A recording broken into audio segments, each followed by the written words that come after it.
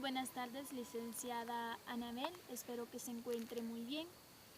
Para mí es un gusto llevar el curso de Biblia.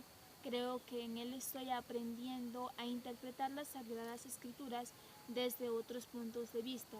En este momento particular, desde la metáfora.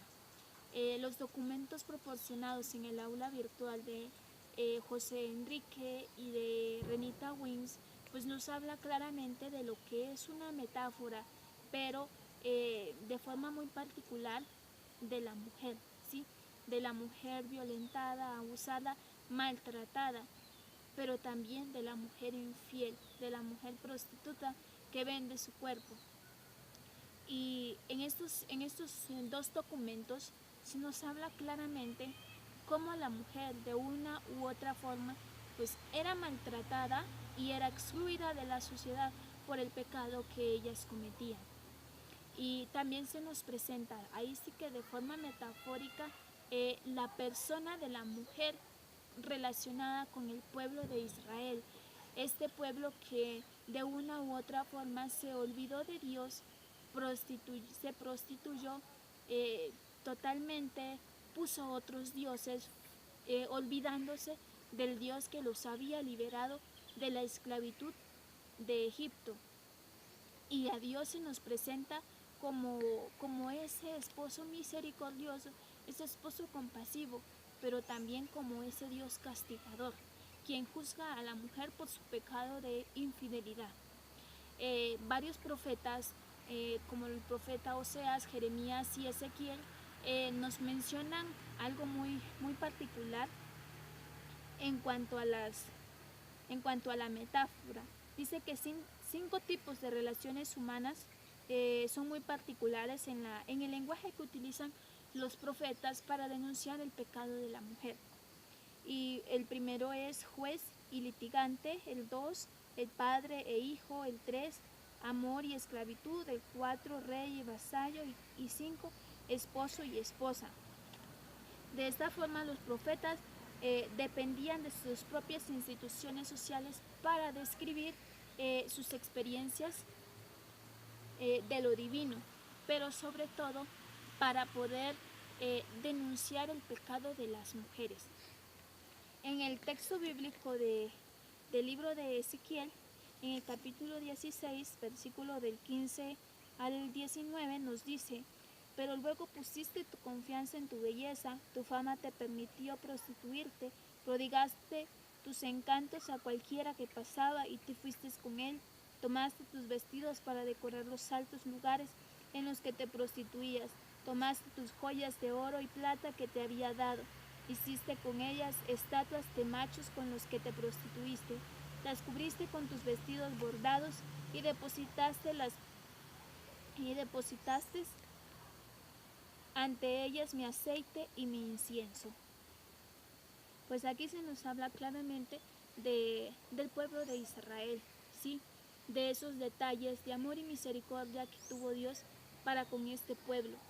Pero también se nos presenta la parte, podríamos decir, fea, cuando la mujer se prostituye y se olvida totalmente de ese Dios que la liberó, ¿sí?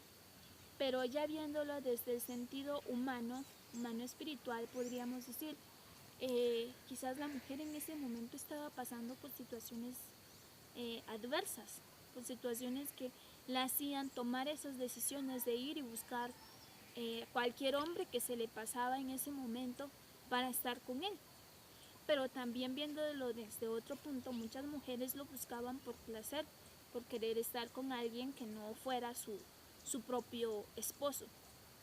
Y como sabemos también, al ser encontradas estas mujeres, sí, en este escenario de prostitución, pues ellas eran expuestas ante el pueblo y eran castigadas, mutilaban sus partes íntimas, sí, como muestra de ese castigo, muestra de que se recordaran de ese pecado que habían cometido, ese pecado de infidelidad a sus esposos. En el documento de Toda mujer es Dalila, ya se nos presenta desde otro punto de vista la imagen de la mujer, ahí sí que se nos presenta un poquito mejor, peor podría decir, porque se nos presenta a la mujer como la que hace pecar al hombre, como la que seduce al hombre, como la que incita al hombre, ¿sí?, a cometer estos tipos de pecado. En este caso, de el pecado de prostitución, ¿sí? Y me llama tanto la atención cuando David, el rey David, se encuentra ve a Betsabé desde su alcoba, podríamos decir, cuando Betsabé se está bañando, pues al parecer solo con una mirada, pues él quedó cautivado de esta mujer porque se dice que era muy, muy hermosa. Pero algo muy interesante es que se nos dice que la mujer es la que atrajo a David y la que hizo pecar a David. Pero es algo que no es así, viéndolo ya desde otros puntos, no es así. La mujer estaba allí, quien lo vio pues fue David.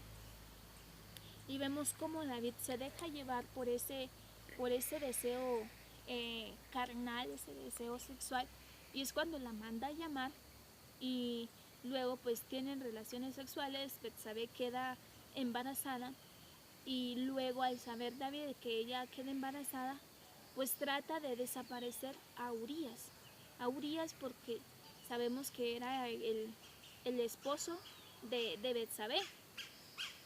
Y al desaparecer Urías, pues eso implicaba de que Betsabé se quedaba totalmente con David.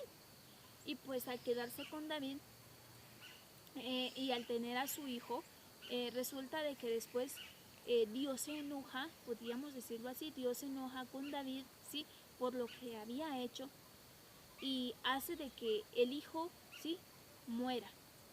Ya después con esto David como que va aprendiendo un poco, ¿sí?, con lo que había sucedido. Pero ese es un claro ejemplo de cómo se interpreta que la mujer es la que ocasiona el pecado, ¿sí? Ocasiona el pecado y es la culpable de todo, podríamos decir. Y aquí el hombre pues es el que queda como el santo, como el que no hizo absolutamente nada, como el que no tiene la culpa de nada. Pero no es así. También se nos presenta esto como algo de poder analizar y ver la realidad en la que ahora vivimos.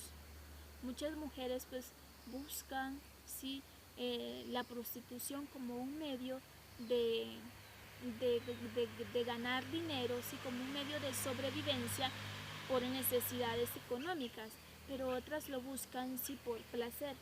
Y era como antes, eso era interpretado en el Antiguo Testamento por muchos profetas, por los patriarcas, que veían a las mujeres como, como ese como ese medio donde ellas mismas cometían sus propios pecados, ¿sí?, ese pecado de prostitución. Y claramente se nos dice de que la mujer, de una u otra forma, en esa época pues obviamente era excluida totalmente de la sociedad, del núcleo familiar, como ya lo expresaba, porque al ser parte, ¿sí?, de los patriarcas, al ser parte de una familia patriarcal, pues obviamente que no era digno para ellos que la propia esposa fuera una prostituta. Y eso pues no era aceptable ante la sociedad.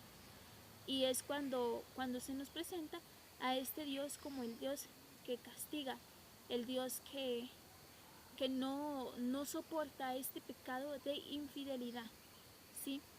Y también se nos habla de Tamar, ¿sí?, cuando su hermano se enamora de ella y hace el enfermo, y es cuando le pide a su padre de que su hermana lo atienda.